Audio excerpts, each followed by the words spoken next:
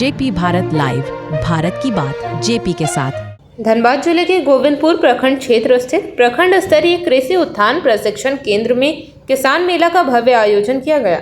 इस मेले में आम महोत्सव सह बीज कृषि यंत्र का वितरण किया गया।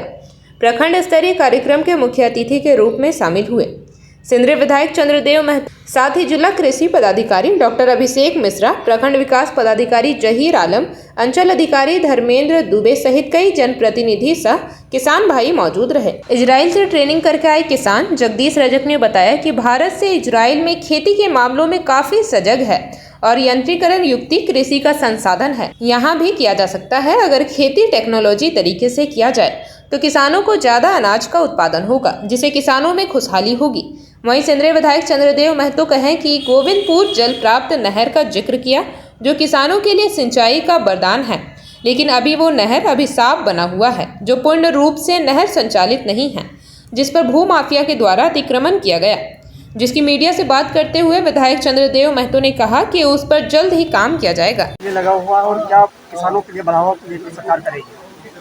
किसान अपने फसल को बेहतर बनाने के लिए ज़्यादा उत्साहित है और नए नए जो प्रयोग के माध्यम से खेती का ये आ रहा है उसको भी जानने के लिए उत्सुक है। इसके साथ साथ जो सरकारी योजना है उन योजनाओं लगातार किसानों तक पहुँचे और वास्तविक रूप से निचले स्तर पर उस पर कार्य है, एक सहायक के रूप में रहे, खेती को बढ़ावा मिले, इसी को लेकर हम मेला का आयोजन कर रहे हैं। इसके साथ साथ आम के बारे में जितने आम के पैदावार है सारे किसान के प्रदर्शनी लगाए हैं। कुछ जगह पर देखें बहुत अच्छा फसल मिल रहा है, इसको भी और बढ़ावा देने की जरूरत है। व्यावसायिक यदि हम लोग देख रहे हैं तो किसान और ज़्यादा। गोविंदपुर प्रखंड का नहरी एक स्रोत है सिंचाई के लिए, वो अभी समझ लीजिए कि पूरी तरह से बाधित है, अतिक्रमण किया हुआ है। मात्र नहीं कह सकते हैं, ये सबसे बड़ी योजना है नहर सिंचाई का गोविंदपुर में सबसे बड़ी योजना है। इसके अलावा कई लघु उद्योग जो कि सिंचाई योजना भी है, तो उसमें हो सकता है कुछ वर्षों से बंद भी है। उन सब योजनाओं को भी हम लोग चालू कराने का ही कर रहे हैं। और यह जो डैम में पानी समय पर नहीं छोड़ा जाता है, इसको लेकर भी हम लोग तेनुघाट डैम प्रबंधन से बात करेंगे कि समय पर जब किसानों को जरूरत हो उस हिसाब से पानी छोड़ा जाए। नहर जो बना है ये किसानों के लिए वरदान से अधिक अभिशाप हो गया है, क्योंकि जगह जगह टूट रहा है, गांव बह रहा है, लोग परेशान हैं। तो अभी आपने चर्चा किया कि नहर है किसानों के लिए फायदेमंद होगा, उतना ही घाटा हो रहा है, तो सरकार कर क्या रही है? नहर वैसे कहीं कहीं देखते हैं लोग भी कुछ अपना के लिए नहर को तोड़ देते हैं, पानी कम होता है तो उस चीज़ से भी कहीं बाधित होता है। उसको मरम्मत करा लिया जाएगा, लेकिन समुचित रूप से खेतों तक पानी पहुंचाने का एक बड़ा जरिया, बड़ा माध्यम नहर यह है। इसको सुचारू रूप से चलाया जाए तो निश्चित रूप से खेतों में नियमित रूप से पानी मिलेगा तो लोग और अच्छे ढंग से मन लगा करके खेती करेंगे, पूरा समय खेती में लगाएंगे। क्योंकि अब खेती में पूरा वैसा लोगों का चल नहीं पा रहा है, तो मजबूरी बस लोग किसान से मजदूर बन रहे हैं, मजदूरी करने चल जा रहे हैं। यदि साधन सभी मुहैया हो पाता है तो किसानों को सारा। आखिरी प्रश्न रहेगा विधायक जी आपसे, खुद सरकार के खिलाफ हल्ला बोल रही है, प्रखंड कार्यालय का घेराव कर रही है और किसान परेशान है, आपकी बात नहीं सुनी जा रही है, तो किसानों की बात कैसे सुनेगी यह सरकार? होता है कहीं से सरकार की मंशा है देने का, लेकिन वो पहुंचने में कहीं होता है कि विलम्ब हो रहा है, गड़बड़ हो रहा है, तो उसको लोगों को बीच में जो है उन लोगों को सचेत करने के लिए, इसके प्रति प्रतिबद्ध करने के लिए, एक जमाता बनाने के लिए हल्ला का जरूरत पड़ता है। उसी क्रम में प्रदर्शन, घेराव, हल्ला बोल होता है, ताकि वो लोग समय पर सारे चीज़ों को जरूरतमंदों को लाभुकों तक पहुँचाने का काम। नहर की सुविधा कब तक हो जाएगी अंतिम? नहर तो चल रहा है, उसमें पानी समय पर नहीं छोड़ा जा रहा है। जब बांध में पानी ज़्यादा हो जाता है उस समय पानी छोड़ दिया जाता है, और फिर जब जरूरत पड़ता है किसानों को तब छोड़ा नहीं जाता है। तो नहर जब बना था किसानों को खेतों में पानी देने के उद्देश्य से बना था, तो तेनुघाट और नहर परियोजना के जो है उन लोगों से बात करेंगे कि समय समय पर जैसे फसल है उस समय पर पानी छोड़े। Thank you. चलिए चलो। किसानों की जो आर्थिक स्थिति है वो दिनों दिन बदतर होती जा रही है, जबकि इसके नाम पर सरकार अनेक योजनाएं चला रही है। कमी कहाँ रह गई? आप पदाधिकारी हैं, आप दोनों के बीच के कड़ी का काम करते हैं, कमी क्या देते हैं? मैंने अभी आपको अपने भाषण में भी बोला था ये चीज़ कि ज़रूरत है कि योजनाओं के संदर्भ में किसानों को खुद सरकार का दरवाज़ा खटखटाना होगा। हम पदाधिकारियों के पास योजनाएं हैं, विभाग के पास योजनाएं हैं, उनका हम अपने तरीके से प्रचार प्रसार कर रहे हैं, परंतु कहीं न कहीं ये बिल्कुल मैं मानता हूँ कि एक जो क्लस्टर है, उस एक जो कुछ लोगों का नेक्सस है, उसमें कुछ योजनाएं फंस जाती हैं। उसी को तोड़ने का ये तरीका है हमारा ये मेला, उसी का तोड़ने का तरीका है जो हमारी कार्यशाला होती है। अभी माननीय मंत्री महोदया का हमारी स्पष्ट निर्देश है कि हर मेला, हर गोष्ठी, हर ट्रेनिंग हम पंचायत पे लेकर जा रहे हैं। यह तो प्रखंड स्तरीय मेला है, परंतु इसके बाद हम जब अगले वित्तीय वर्ष के लिए जो चल रहा है हमारा वित्तीय वर्ष, जो इसका जिला स्तरीय मेला करेंगे, वो भी माननीय मंत्री महोदया का कहना है कि जिला मुख्यालय पे ना होकर किसी गांव में होगा।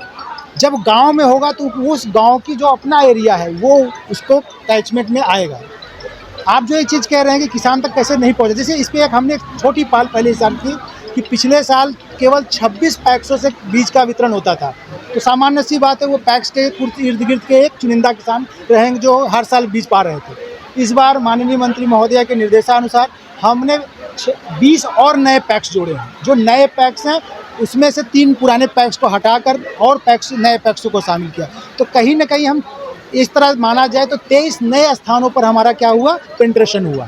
तो इस तरह से हम काम कर करके कहीं ना कहीं उसको ब्रीच करने की कोशिश कर रहे हैं, जो बीच का गैप है।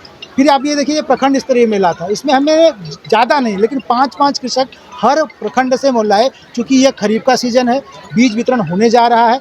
अब ये 5 कृषक कम से कम आए तो आपके प्रिंट मीडिया, जो आपका डिजिटल मीडिया, इलेक्ट्रॉनिक मीडिया, इसके माध्यम से, और जो ये माउथ पब्लिसिटी है, जो किसान है, जब ये पता चले निरसा का एक किसान गया था प्रखंड स्तरीय गोविंदपुर मेला में, उसको बीज मिला, तो वो बीज फ्लैश होती है और फिर कहीं ना कहीं से वो बीडीएम को ढूंढ ही लेगा, वो कहीं ना कहीं हमारे ब्लॉक में बैठने हुए ब्लॉक एग्रीकल्चर ऑफिसर को ढूंढ ही लेगा, पैक्स को ढूंढ ही लेगा। तो ये चीज़ किसान की तरफ से भी आना है, थोड़ा सा हमें भी आगे बढ़ना है। हम अपनी समस्याएं, अपनी कमजोरी बिल्कुल मान रहे हैं, लेकिन मेरा अनुरोध होगा सभी किसानों से कि एक बार दरवाजा जरूर खटखटाएं। किसान क्रेडिट कार्ड की अगर हम चर्चा करें, जी तो SBI जो सरकारी बैंक है सबसे पीछे है। हाँ। लगातार किसान परेशान है और हम लोग लगातार क्वेश्चन कर रहे हैं, समाधान नहीं हो रहा है। कैसे होगा समाधान? नहीं, इस पर माननीय जो हमारे उपायुक्त महोदय हैं, उप विकास आयुक्त महोदय, जो हमारी मंथली बैंकों के साथ मीटिंग होती है, उसमें उनका इस बार स्पष्ट निर्देश था कि हर जो बैंक है उसको प्राथमिकता के बेसिस पे जो पीएम किसान जिनको मिल रहा है 6,000 की राशि, उनका बगैर किसी डॉक्यूमेंट के, बहुत क्योंकि जिनका जमीन का वेरिफिकेशन हुआ ही है, उनको प्राथमिकता बेस पर लोन उपलब्ध कराना ही है, 100% आच्छादन करना है। और उसका हमने एक नया कॉलम क्रिएट करके डे टू डे बेसिस पर मॉनिटरिंग करने का काम किया। अब उसमें एक जगह लूप होल आ रही है, जो बैंकों की तरफ से बार बार बचाव में कहा जाता है। वो ये कहा जाता है कि किसान लेता तो है ऋण, पर उसकी अदायगी नहीं करता। किसानों के बीच में किसी कारण से यह भ्रांति फैला दी गई कि अगर वो लोन ले लेंगे तो माफ़ी कर दिया जाएगा। लेकिन जब सरकार ने एक बार ऋण माफ़ी की भी थी, तो उसमें जो स्टैंडर्ड लोन थे, जिन्होंने कुछ न कुछ जमा किया था, उन्हीं का माफ़ किया था। तो यह हम किसानों को भी मानसिकता थोड़ी सी बदलनी पड़ेगी कि अगर हमने ऋण लिया है तो समयबद्ध के लिए 500 रुपये जमा करके उसे जमा करना है, और वर्षांत उसको 1% ब्याज भी नहीं लगना है, क्योंकि जो बाद उसने ब्याज जमा किया होगा 4% का, वो भी सरकार इंटर सबमिशन के अंडर में वो भी वापस कर देती है। तो ये चीज़ थोड़ा सा बताने की ज़रूरत है, प्रचार करने की ज़रूरत है। ठीक है। आज आप किसान मेला में पहुंचे हुए हैं, क्या कुछ लाए हैं इस मेला में आप? इस मेला में हम आम लाए हैं सर, आम लाए हैं। ये आम की खेती करने का टेक्नोलॉजी आप कहाँ से सीखे? इजराइल हम गए थे 2018 में गए थे। 2018 में इजराइल गए तो वहाँ देखे मैंने खेती पर बहुत अच्छा रुझान है, और वहाँ सिस्टम है, हम लोग के पास सिस्टम है, लेकिन अभी काम हो रहा है, ठीक है ठाक काम। इजराइल में कितने दिन आपने ये टेक्नोलॉजी के बारे में जानकारी लिया? हम लोग तो मतलब जाने में 2 दिन लगा, जाने में 2 दिन, आने में 2 दिन, 4 दिन। 10 प्रशिक्षण कितने दिन का हुआ? वहाँ 10 दिन का हुआ इजराइल में। इजराइल का टेक्नोलॉजी और भारत का टेक्नोलॉजी में कितना अंतर है? वहाँ हर चीज़ में सेंसर लगा हुआ है, पेड़ पौधा, गाय भैंस सब में सेंसर लगा हुआ है।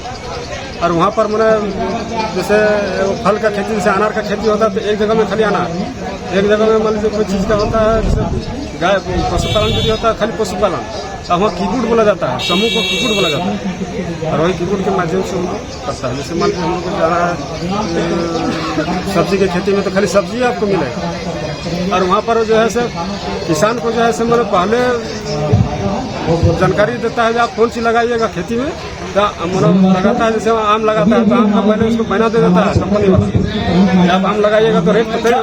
इसी तरह का भारत में भी टेक्नोलॉजी होना चाहिए, उससे क्या प्रभावित हो सकता है देश? हाँ, हो सकता है। किसान के प्रति वहाँ पर बहुत ध्यान है। वहाँ से जो आपने इजराइल से जो सीख के आए हैं उसका टेक्नोलॉजी का आप कुछ हाँ ड्रिप से सिंचाई कर रहे हैं, उससे क्या अनुभव हो रहा है? उससे मेरा पानी का बचत है, पानी का बचत। और बाकी लोगों को क्या कहना चाहिए, किसानों को क्या कहना चाहेंगे? किसानों को बोलेंगे जो वही हमें ड्रिप का अपनाइए, ड्रिप से 90% सब्सिडी देती है। इजराइल गए थे, भारत सरकार को क्या अपील करना चाहेंगे? हम लोग जब कृषक मित्र जो है मैं कृषक मित्र किसानों से जुड़ा हुआ है, उस पर थोड़ा फोकस करता है ना, तो किसान को उन लोग जागरूक करता है। अब वही कृषक मित्र को मैंने कुछ 1000 रुपया प्रोत्साहन जो देता है, तो उसमें किसानों को उतना नहीं कर पाता है, अपना परिचय दे दीजिए। जागरूक नहीं कर पाता है, थोड़ा पैसा बढ़ाता तो। अपना परिचय दे दीजिए। मेरा नाम जगदीश रजक है, मेरा गांव ग्राम गोरगा है, पोस्ट चिलैया है, कौन सा प्रखंड? प्रखंड गोविंदपुर।